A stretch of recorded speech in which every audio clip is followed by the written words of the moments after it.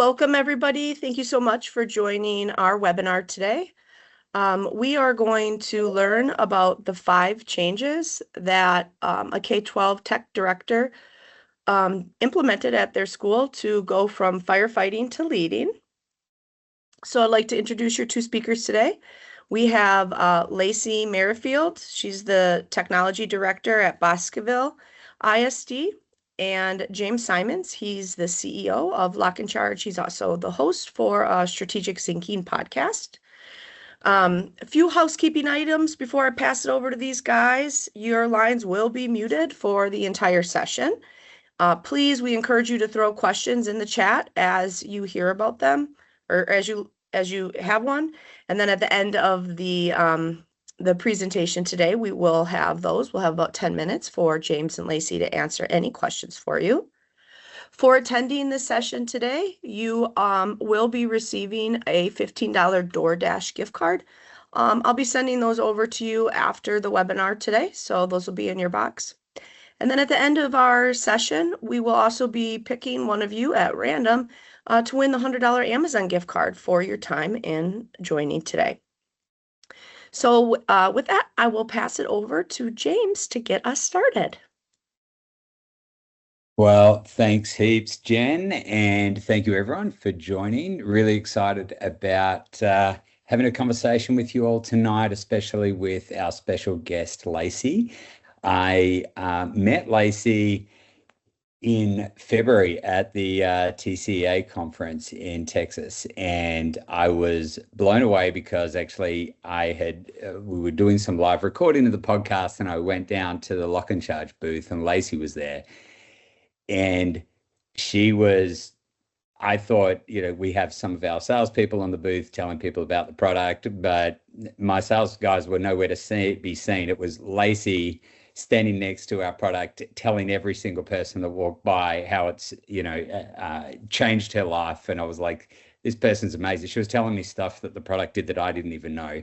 So that was the first time I met her. And then when Jen and her were talking about wanting to talk about the subject today, I was like, couldn't have a better person doing this. So I'm so excited to have Lacey join us. Thank you, Lacey. Thank you to everyone that took the time out of your day to come on and hear this conversation. I look forward to getting some questions from you. Hopefully that what we discuss is meaningful, it's practical, and that you can walk away with some things that are really substantial from a leader in your space, someone that does what you guys do every day and is doing it really, really well. And so I'll jump straight in. Lacey, why don't you just really quickly tell us a little bit about yourself, how long you've been in your role at Bosqueville, and then I'm going to start grilling you on a couple of things that I'd love to get drawn out of you that will hopefully be helpful for our group today. Okay, I am actually in my 19th year in education, but I am starting my 3rd year, or I guess finishing my 3rd year now, as the IT director at Bosqueville ISD. We are a small rural district in Texas, K through 12. We have 725 students, about 125 employees. So right at 1,000 people that we manage all the technology for. And I have me and my assistant, Jeremy, who I couldn't do my job without. So we're a 2-man IT team. Great. So it's a big promise here to talk about 5 things that took you from firefighting to leading. And so why don't we kind of press into that? I would love to know, like, what's one of the first things that is, like, I get that when, especially coming into a new role, you're taking over things that have probably been done a certain way for a long time. And the first thing that you do is like, okay, there's a lot of stuff that seems immediate right now that I've got to try and fix, and it can be overwhelming to know where to start, and let alone to go, I'm going to put some strategies in place to make this a whole lot easier. Where do you start with something like this? And in your role, whether it's 1,000 students, 10,000, 100,000 students, I don't think that, while I think the problems can be be more diversified and bigger, these are the same problems we see across, thousands of districts across the United States. So what was one of the first things that you approached to make your life easier going from what you would say is firefighting to leading? Well, when I stepped into the role, my predecessor, who I absolutely adore, she's an amazing person, had been there for 23 years. And using the word fix, I don't like to say I fixed anything because she had systems in place that worked okay, but it was where I was manually inputting every student that came in, and I had to manually remove them, and I had to input every single system, whether it was Study Island, Kahoot, quizzes, whatever programs we're using. It was all manual when I first started 3 years ago. And I literally repairs on Chromebooks. That was me. Website postings, social media postings. It was all me. So I would walk into work, and within 15 minutes, I would have 15 calls, texts, emails, and I was like, where do I start? It gets a little overwhelming. So one of the first things we did was we needed to implement some systems that could scale and modernize our systems so that I wasn't to kind of stop the manual input bleeding and help. One of the very first things I said is, okay, we're going to use work orders. They had used work orders before, but again, my predecessor, wonderful woman, she's very laid back, very chill. I'm more highly structured.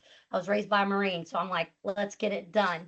So one of the things teachers like just like with students in the classroom, you got to, why are we doing this? Don't just tell them, hey, this is what we're doing and you're going to do it, because they're going to question it. Or why? If you put in a work order, I promise you I will get to that work order ASAP and it's going to get done. If you're sending me a call, a text, and an email, or trying to yell at me as I'm walking down the hallway to do something else, I've already forgot by the time I got 5 minutes down the hall, because there's been 10 other people trying to get my attention. Whereas when we put it in our work order system, it's there. Jeremy and I look at it. We get it done. We immediately send a response. Thank you for putting in a work order. Here's what we did, and complete it. It's done.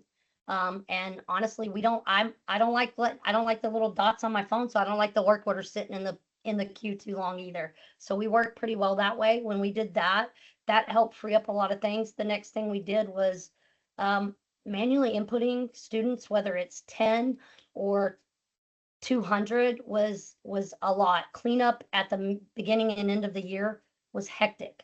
Like up until a year ago, we still had students that had withdrawn from school in our system, but they were still in our Google system in our AD from 5 years ago, because you miss those things when you're not 100% sure. So what we did was started rostering all of our applications with ClassLink and implemented OneSync. With that, as soon as our secretaries enter them into our SIS, OneSync creates their Google account and their AD account, and they are automatically rostered into all our programs. So that freed up hours a day and a week for us to do other things. Wow. Sorry. Yeah, no, it's fine.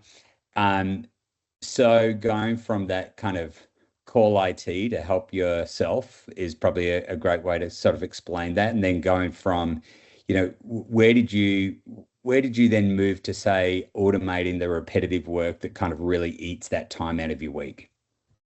So once we were able to get to where the students are automatically being put in and their accounts were being created, one of the biggest things that was causing issues from there would be Chromebook repairs. If Jeremy and I weren't in our office and a kid had a Chromebook that was broken and needed a loaner, they were stuck. So that was hours out of the classroom, downtime. They couldn't get to the things they needed, like their assignments or things like that. So I happened to be at a lunch and learn, and they were showing a fuel tower, and they said, hey, we'll give you a demo. So I demoed a 5-bay fuel tower for 30 days, and it was a game changer. My kids could go. I don't have to be there. We started with just one tower 2 years ago. I now have 5 towers across my district. The kids come in. We actually have a kiosk system, so the kids can come in. They input their student ID. They put either they need a repair because theirs is broken, they're going to get a loaner with that, or they come in and they're like, hey, I forgot my Chromebook, I need a loaner for the day. They can do that as well. So they input their stuff, they get their Chromebook out, they put their repair in. If they're doing a repair, they leave. There's no time loss other than the time it takes them to go to the kiosks, which we have one at every end of the campus on high school and middle school, and one at elementary, because elementary we have class sets.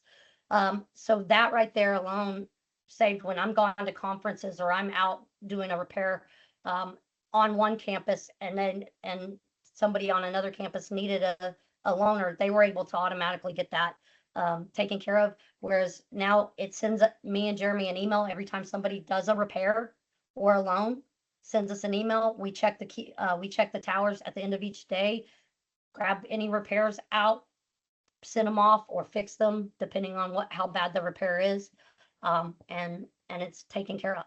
And when the kids need to pick them up, we stick them right back in there, call the secretary, say, please call so and so out of class, tell them their repairs in the tower. Yeah, that's brilliant. And how have you seen that from, firstly, let's go back to the integration you did with the making sure that you cleaned up your AD with ClassLink. You said you went from ClassLink or to ClassLink? They had already actually had ClassLink, but they weren't using it except for one program. So there was only one program being rostered, and the kids were still being manually entered into Google and AD. And then it would take like 24 to 48 hours for them to get into the ClassLink system. And so what we did is we started with OneSync, which is something they've come out with over the last year or so. And we sat down with ClassLink's reps and we built out how we wanted it to sort our staff and our students, and how often it updates every hour. So if we get a new student in the middle of the day, boom, they've already, within an hour, they've got an account. And is that what you use to authenticate at the smart lockers as well? Do you use ClassLink for your authentication, or you still just Google SSO? Google SSO. Idea. Okay, great. Yep. Yeah. And what's been the impact of those two working together? Well, one of those, actually, when we first started, we were having to use our email addresses, and obviously Bosqueville is a very long word, and our students were having to write their first name dot last name at bosqueville-student.org. They had to type that all in at first until we started using ClassLink, and it was able to help us put their student ID into Google. And so now we can use the full fuel lockers will pull out their student ID from that, and they can type in their student ID, which is also their lunch code. So it's a 6-digit code now for them to get in, instead of having to type out their entire email address. And it was a really simple fix. It wasn't hard at all. ClassLink walked us right through it. It's able to be done in Google admin console itself.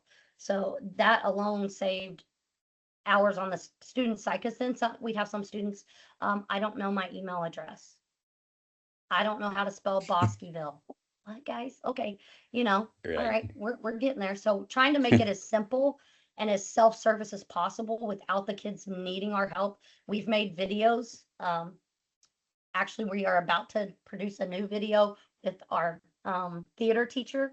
She has written a script, and the kids are actually, her theater class is actually going to act out how to use the fuel lockers, and we are posting them again to every Google Classroom and Room, which is our communication app, to show parents and staff. I have a resource or parent hub on my technology department website where they can go in, and it shows them how to walk through getting a repair from our towers. So it's helped us a lot in just letting the kids be self-sufficient in going in, and they can click, oh, it's a broken screen, it's a broken keyboard, it's not charging. They've got those options on our kiosk to put it in. And if it's something other than that, there's an option other. They type in what the problem is. So it's very specific and helps us to know what the need for that particular student is. We've also just recently launched Incident IQ ticketing. So now that automatically, we're in the process of, I think we're on like our third or fourth meeting of integrating our fuel towers with our Incident IQ. So, okay, wonderful. And you talked about this hub. So again, as we're talking about how you've kind of, you're trying to shift some of these, like you said, you're not fixing, you're kind of shifting to a more automated process. You talked about this hub for students. You've also got, if I understand, you've talked about structure, you've talked about automation, but this resources and training has been a big part of what you've done along this line from going from firefighting to leading. You found that tell us a little bit more about this self-service training and resource hub that you have for staff across the board. So a lot of my staff, they're like, oh, we want training, and we get them training, bring in professionals from companies, and it's a webinar. And let's be honest, half the time they're working on the 12 other tasks they have while their webinar's playing in the background. So what we did is I needed something when I first came in to figure out, because when I first came in, I was also in charge of all of our curriculum, not just the software, but like purchasing it and organizing it. And so since then, we have a curriculum director who is amazing, and we worked very well together. But we found, again, at a tech and learning conference, had a meeting with somebody just standing there, and it's a product called Veracity. It's a TMS. I needed something. It's a catalog. It tells every single program we use in our district, including our fuel towers, our phones. We use go-to phones. And so in that, I was able to create with their team. I was talking to them about how, I get phone calls. Hey, I don't know how to change my voicemail. Can you tell me how to change my voicemail on my phone, or how to check my voicemail, or I don't remember how to use this product. Well, we have an area now where the staff can go in, and they can pick the product they want. It has training resources. So it has videos, it has PDF guides, it has every bit of technical data they would need that they would have to ask me. So basically, if I'm the bottleneck, that's a problem. They shouldn't have to wait on me to be able to get to them to get some of the answers they need. Obviously, that's not going to be with everything, but with certain things, with programs and things like that, our voicemail on phones, how to change Google Docs, things like that, we can put those training resources in a hub that is self-service. So if our staff has a question, they go right there and they know, hey, I'm going to go look at this. If it's not in there, then I'll go ask our tech department or our curriculum department, depending on what it is. But they have training resources at their hand, videos, PDF guides, so they're not having to wait on us to answer. Yeah, that's great. Now moving into, I suppose, the modernization part of your role that you've done over the last 3 years. So you've very kindly mentioned some companies like OneSync, Veracity, Instant IQ, LocknCharge. I think all of these have been critical pieces of technology to help towards that modernization. But what does modernization mean for you, and what has that actually looked like over the last 3 years? So I was fortunate enough when my first year in. I say fortunate. It was a great learning experience. I'd never been part of a construction project at a school. With everything happening about safe schools and securing schools, our school was an open campus, which meant we basically had like 7 buildings at the middle school and high school. That here's the building, and then there was an outdoor walkway that the kids had to leave and go outside to get into the next building. So we passed a bond and we started construction my first year. The end of my first year, they started construction on our building a new cafeteria and adding 14 classrooms and connecting our buildings where our students no longer have to walk outside on the secondary campuses. It's a more secure campus.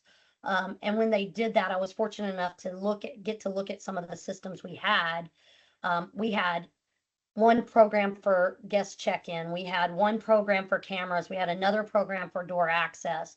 And when that happened, I'm more of I want to look at one pane of glass. I don't have to go to 5 different places to manage everything. So we started sitting down and looking, and we were able to switch over our cameras, our door access, and our guest services to a company called Verkada.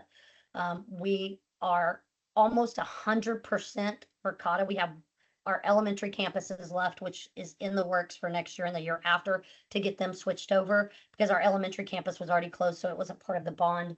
But we have it in our budget strategically to do that. That helped with just again, having so many different programs that we were going in 5 different directions. It's on one program.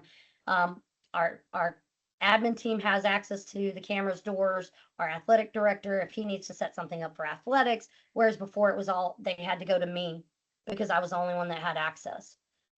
So that helped a lot with doing that. One of the other things is we've been running on 1 gig internet for however long. So in the process of updating our fiber in the bond, we will, starting July 1st, have 5 gig internet. And I cannot wait because our staff right now we're using 77% to 85% of our bandwidth every day. And that causes problems sometimes. So Wow. our staff is super excited about this.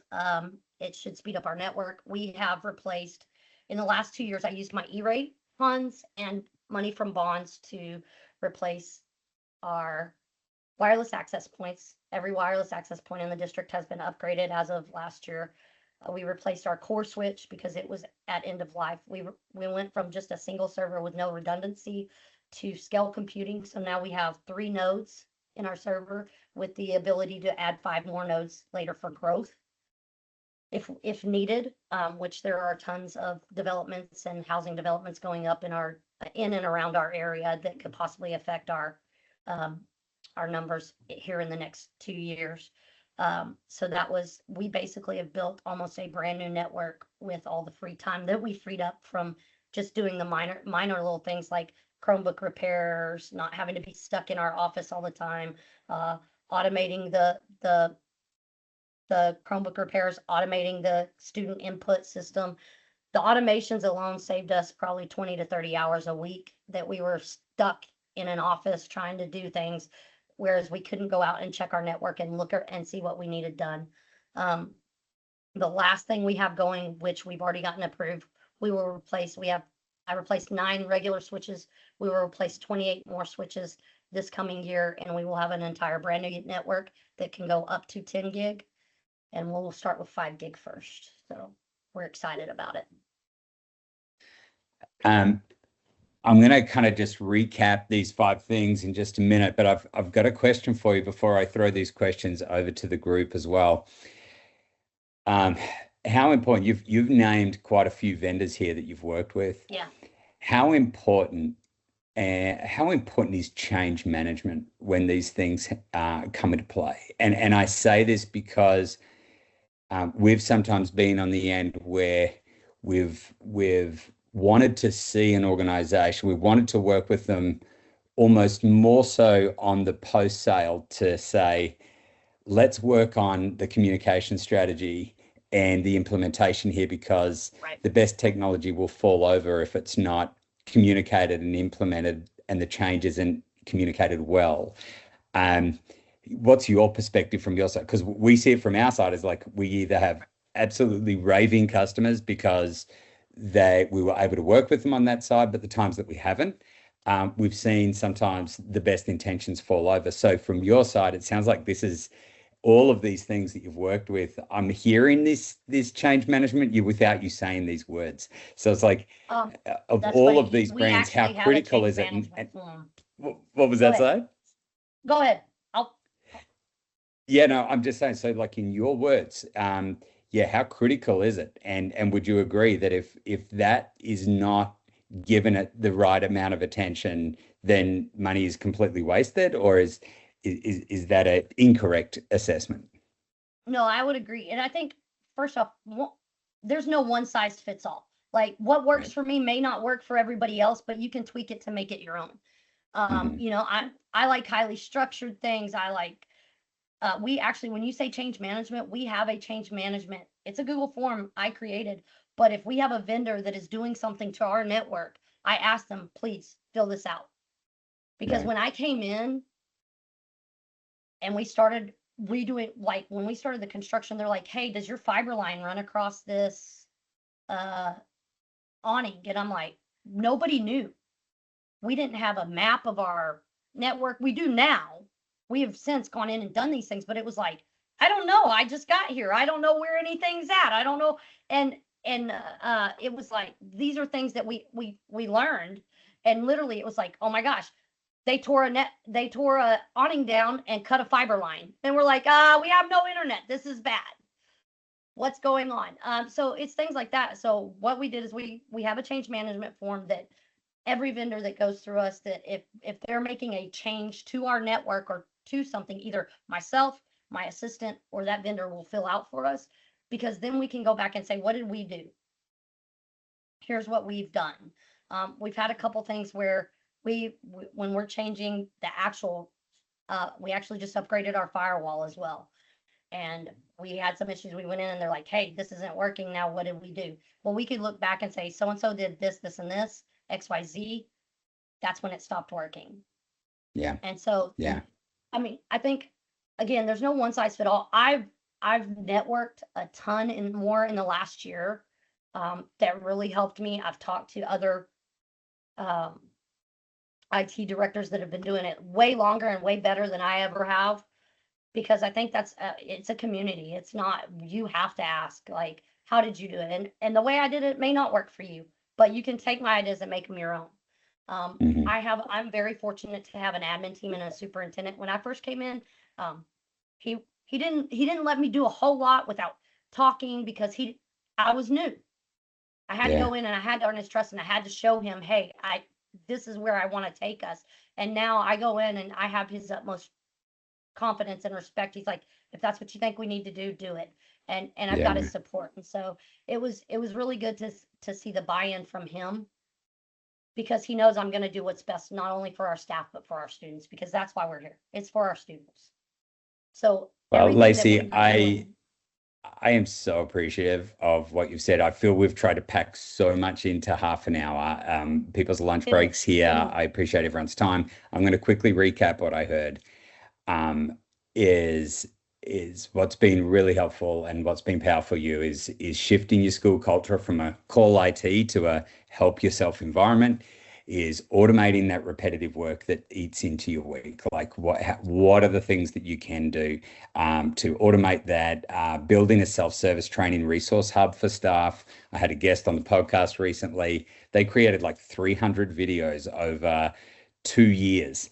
And these videos are still being used today. Some of them are 30 seconds, some are a minute, but this hub for both students and staff it's such a great idea. So it's great to hear how you've done that with a whole plethora of different vendors and technology that you're using, setting up self-service device workflows, and then also seeing what is possible when you clear the operational noise, especially from the infrastructure side that you've just talked about and the modernization of that. So thank you so much. I want to open it up to the group for some questions.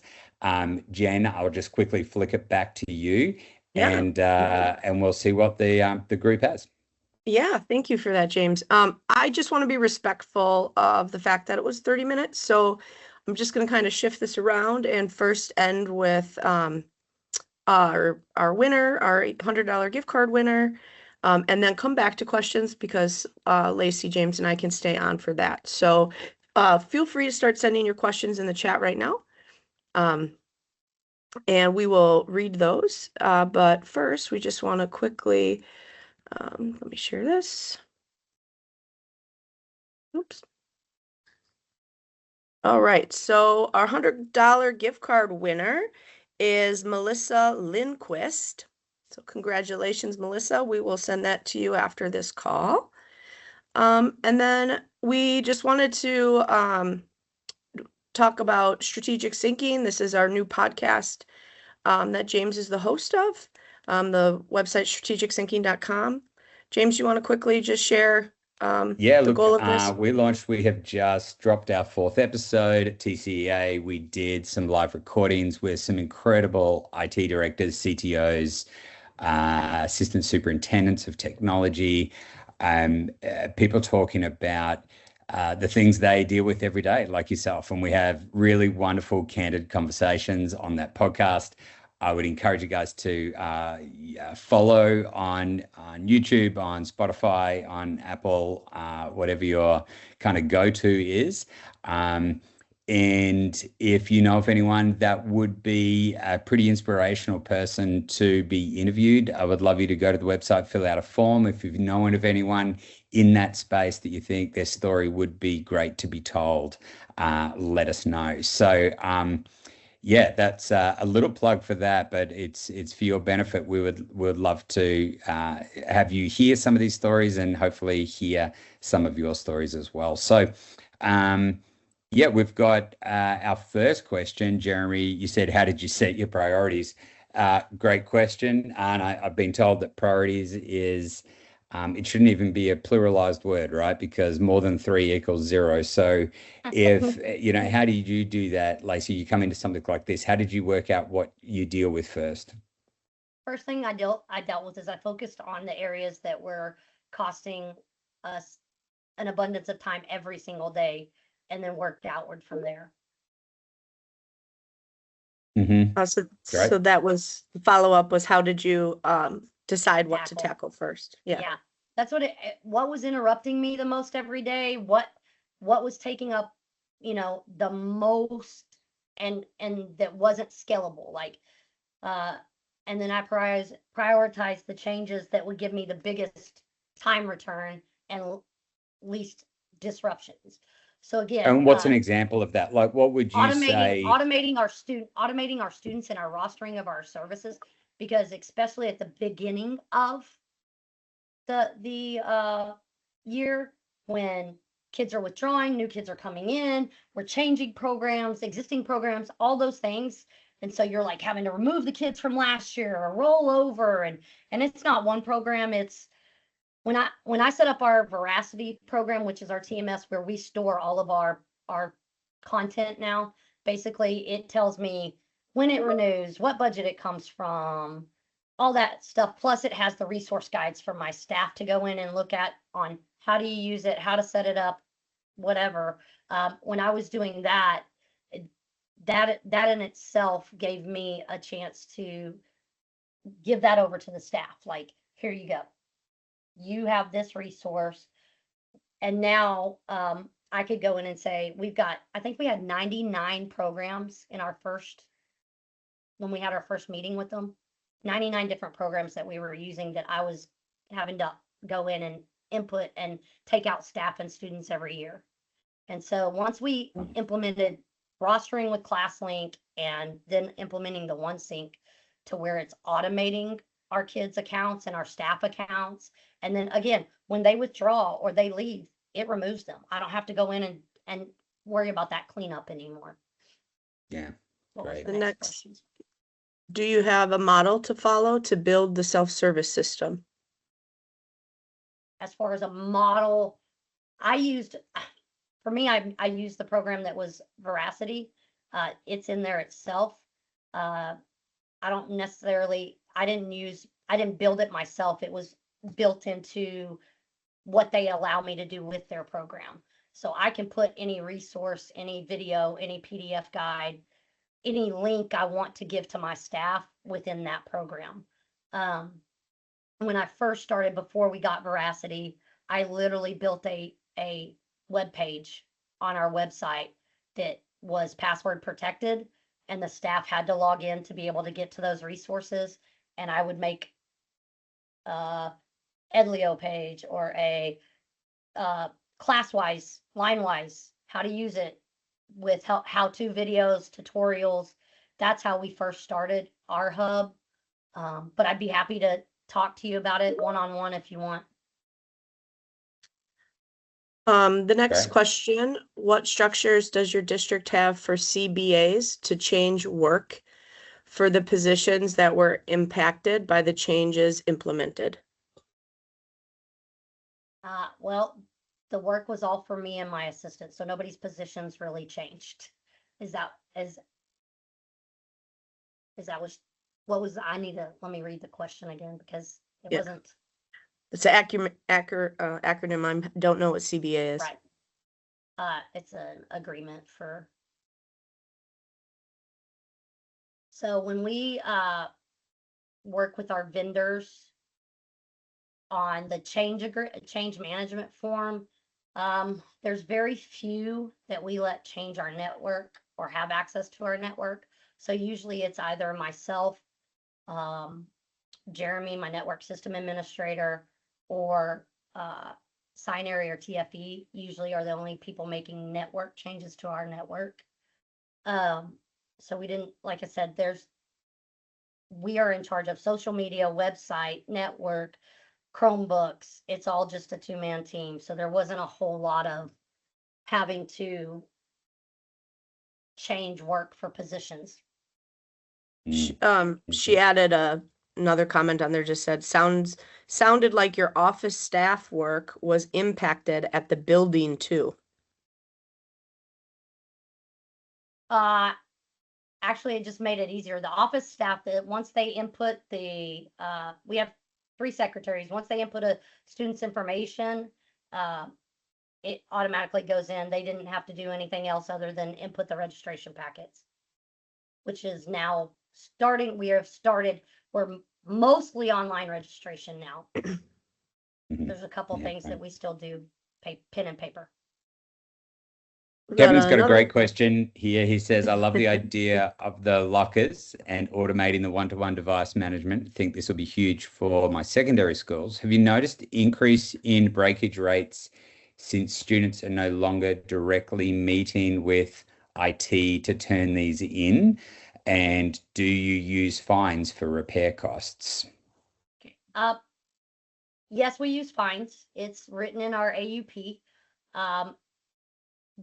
Before I got Incident IQ, we were keeping track of those inside our other asset tracking system. But now Incident IQ allows us to go ahead and see how many repairs this device has had, how many times it's been sent off. And we automatically assess the fine. It will send an email to the staff, or I'm sorry, the parent and the student. We haven't seen an increase, so to speak, in them breaking it. They don't break them more than they did before. There's just not a bottleneck of they're waiting on us to get them a loaner because we're not in the office. I can tell you the fuel towers have helped me so much with getting devices back to students and me picking up devices that it was a game changer. That's why when I started with one, I've literally every year made sure to put it in my budget and express to my superintendent how important these were, because once a student sticks it in there, the only people that get it out are me and my network system administrator. And I am the technology director, but I'm also the technician. He's the network system administrator, but he's also a technician. We are the ones that pick up the Chromebooks from the towers. We are the ones that do the keyboard repairs or screen repairs that we can fix, unless we want to send it off to whoever we use for those repairs outside of. I also think his question might be more like, have you noticed increases in the breakage rates? And I think it's a really good question, because it's probably coming from the fact is, if you're not talking to a human, it's almost like that accountability piece. If you're just going to the locker and dropping it off, but given the fact that they have to authenticate, you know who it is that's the thing. They have to authenticate. I know exactly what student it is. And again, we track the devices are assigned to that student. So as soon as he or she turns in that device, I can say, hey, and I can have a conversation with them. The kids know. I've come in and I've been pretty strict about, hey, when we first started taking them manually each year, now we have storage lockers for the summer where the kids are assigned a bay and they literally turn their Chromebook into that bay. We scan it, we check to make sure it doesn't need a repair before summer, and we put it in the bay for the summer. And when they come back to get their Chromebook at the beginning of the next year, they get the exact same Chromebook back. So we tell them when they come in at 6th grade, you need to treat this thing like it's a baby, because guess what? It's going to be your Chromebook till you're a 12th grader here. And so my first year, we had a lot of kids that were like, oh, they'd write on the Chromebook. And so I came in and I was like, this is not your Chromebook. Yes, we are loaning it to you, but we just really iterated that it's the property of the school and we're loaning it to you for educational purposes. So you need to take care of it. I think in my 3 years there, I've had to charge 3 kids for the totality of a Chromebook because they intentionally damaged it. Other than that, most repairs have been their $50 to $75 fine, because they get their first repair free and then it goes up from there. But we have not seen an increase in breakage. They know that I'm gonna know it's their Chromebook and it's broke, because it either goes again to me or my network system administrator. We had another question here. Which vendor do you recommend for the tower system? Is there a framework that you staged rollouts so they don't fail? 1,000 to 5,000 devices. Wow. That's a lot of devices. Well, vendor, I use LocknCharge. I did test. I tested more than just the fuel towers before I chose to go with them. I honestly couldn't tell you the other two because when I got down to the nitty gritty of what I wanted it to be able to do, which was self-service, the others couldn't do it. And again, I started this 2 years ago with the fuel towers. I started with one tower, and when I saw how well it worked, I started at my high school because that's where my most need was. Um, because those are the kids that are taking them home. K through 5 for us is class sets. So while we do see breaks over there, it's not as often because they're kept in the teacher's classroom. They don't go home with the students. They don't carry them around a lot. But 6th through 12th grade, I started in the high school. And then when you say staged for rollouts, are you wanting to use them for, you're going to that's how you're going to get the students their devices? I have a feeling he might be saying, like, if we just went out and put towers everywhere, would that be successful? That's the way I'm reading it, as opposed to what you did. Is you started with one, you got it right, you did the training with the staff and the students, they understood it, and as they got it, you rolled it out. He has said yes, so I'm hoping I'm on the right track there. Yeah, I think that's probably what he's meaning, and I would say no matter which vendor you ever went with, I recommend that. Personally, from my perspective, is the success we've had with customers has always been the most successful. Customers always start small, learn how it is, do their change management, teach the team, and roll. And they are by far the greatest success from those. Would you agree on that? Yes, actually, I mean, like I said, I started with one tower and then I bought another tower. And then just recently, in the last 6 months, I bought 3 more.